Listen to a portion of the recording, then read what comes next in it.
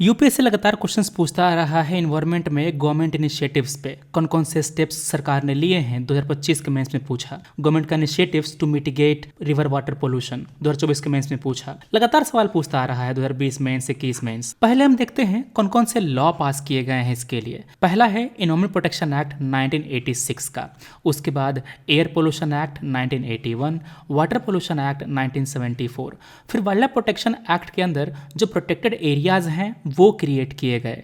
Forest conservation act 1980 में पास किया गया।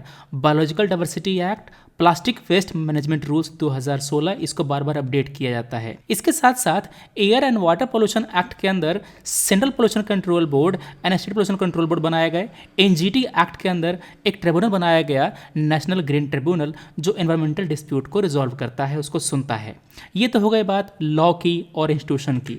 इसके साथ साथ कई सारे स्कीम चलाए गए हैं, जैसे कि एयर और वाटर क्वालिटी को मैनेज करने के लिए national clean air programme, graded response action programme, जितना ज़्यादा पोल्यूशन उतना स्ट्रिंजेंट मेजर लिए जाएंगे इसके अंतर्गत। गंगा जी को साफ करने के लिए नमामि गंगे प्रोग्राम, जल जीवन मिशन, बायोडाइवर्सिटी के लिए एनवायरमेंट प्रोटेक्शन एक्ट, मैंने बताया आपको 4 प्रोटेक्टेड एरियाज बनाए जाते हैं, national park, wild life sanctuary, conservation reserves and community reserve. Project tiger launch किया गया 1973 में, प्रोजेक्ट एलिफेंट 1992 में। इसके साथ साथ वेस्ट मैनेजमेंट और सर्कुलर इकोनॉमी के लिए जो प्लास्टिक मैनेजमेंट रूल्स हैं वो पास किए गए। देखो, हर एक्ट को इम्प्लीमेंट करने के लिए रूल बनाए जाते हैं, वैसे ही प्लास्टिक के लिए वैसे ही ई वेस्ट मैनेजमेंट रूल बनाए गए 2022 में। स्वच्छ भारत मिशन लॉन्च किया गया, waste to wealth mission launch किया गया।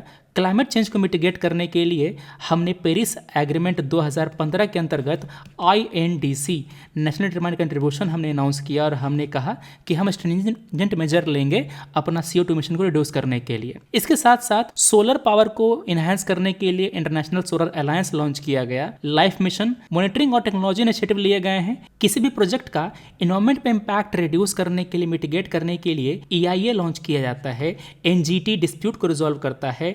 इसरो का सिस्टम है इन्वायरमेंटल इंफॉर्मेशन सिस्टम, जिसको हम इनविस कहते हैं। साथ में नेशनल मिशन लॉन्च किए गए हैं, national green hydrogen mission, national action plan on climate change, national afforestation programme, green India mission. इसके साथ साथ जो कंपा एक्ट है वो भी पास किया गया है, जो हेल्प करता है एफोरेस्टेशन में।